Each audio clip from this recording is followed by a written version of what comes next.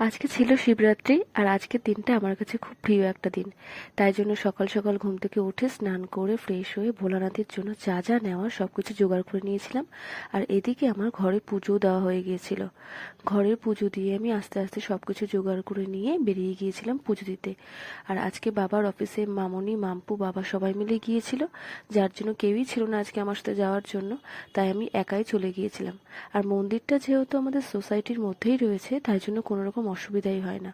আর এসে দেখি চারিদিকে ফাঁকা, কেউই নেই। যাদের পুজো দেওয়ার তারা আগেই পুজো দিয়ে চলে গিয়েছে। তাই জন্য আমি আস্তে আস্তে মন্দিরে গিয়ে নিজের মতন করে শান্তি হয়ে এই পুজোটা দিতে পেরেছিলাম।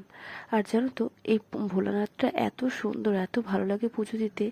যাই হোক, আমি আমার পুজো দেওয়া শুরু করে দিয়েছিলাম। এদিকে যা যা করতে হয়, যেমন দুধ, গঙ্গা জল সব কিছু দিয়ে অভিষেক করে নিয়েছিলাম।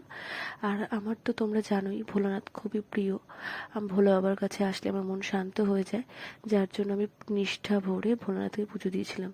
এবার শরীরটা ভালো না থাকার কারণে রাত জেগে আর পুজোটা দিতে পারিনি, উপোস করে জাস্ট জল ঢেলেছিলাম।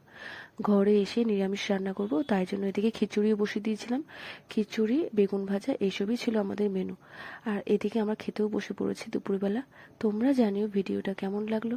আর এদিকে ওকে জিজ্ঞাসা করছিলাম ওর খেতে কেমন লাগছে। ও তো বললো ভালোই হয়েছে। আজকের মতো ভিডিওটা এটুকুই, বাই।